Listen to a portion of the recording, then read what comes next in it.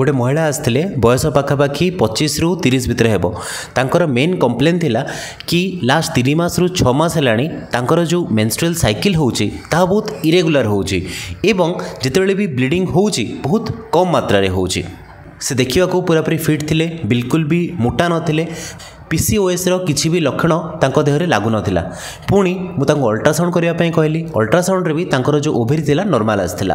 तापरे मु तांको थायराइड रो टेस्ट करिया पई एडवाइस करथिली। से थायराइड रो टेस्ट जितले करथिले सेथिरे तांकर हाइपोथायराइडिज्म आस्थिला। हाइपोथायराइडिज्म मोस्टली काहे कि हुए जेतेबेले आम खाद्य रे आयोडीन रो मात्रा कमी जाई थाए सेतेबेले हमर हाइपोथायराइडिज्म डेवलप होई थाए।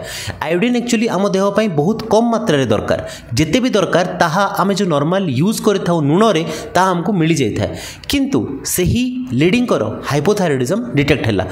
सेथिपाई मु से लेडी को पचारली आपण कोन खाद्य रे नुण बिल्कुल भी दो नांती, आपनकर केमती हाइपोथायराइडिज्म डिटेक्ट हैला।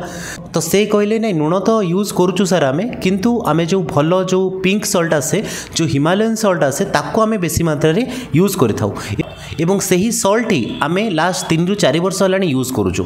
सेथिरु मु जानि पारली कि तांकर जो हाइपोथायराइडिज्म डेवलप होईची तार मुख्य कारण होउची तांकर यूज करूथुबा से हिमालयन सॉल्ट किंबा जो पिंक सॉल्ट। देखंतु 1962 मसिया परे आम देश में बहुत मात्रा रे आयोडीन डेफिशिएंसी डेवलप हेले एवं ताहा द्वारा बहुत छोट शिशु माने एवं महिला माने बहुत मात्रा रे आक्रांत हेले। सेथिपाई सरकार कोन कले ना जेते भी हमर सॉल्ट आसुची सेथिरे आयोडीन मिसेया पई परामर्श देथिले एवं ताहा परठारो ही आम प्रति सॉल्ट रे आयोडीन मिसिकी आसे।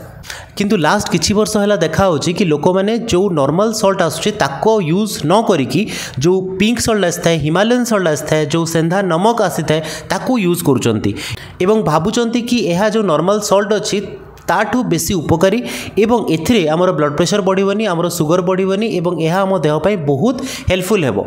किंतु सबुठू बेसी डिमेरिट सेंधा नमक रो होउची कि एथिरे बिल्कुल भी आयोडीन नाही।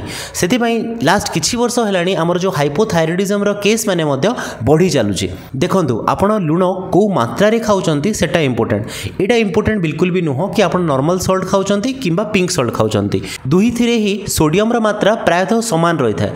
किंतु हमर जो नॉर्मल सॉल्ट रे जो आयोडीन थाए ताहा हमर पिंक सॉल्ट रे किंबा हिमालयन सॉल्ट रे मिली न थाए। सेति पई हाइपोथायराइडिज्म रो जो मात्रा अछि बढ़िबारे लागिछि।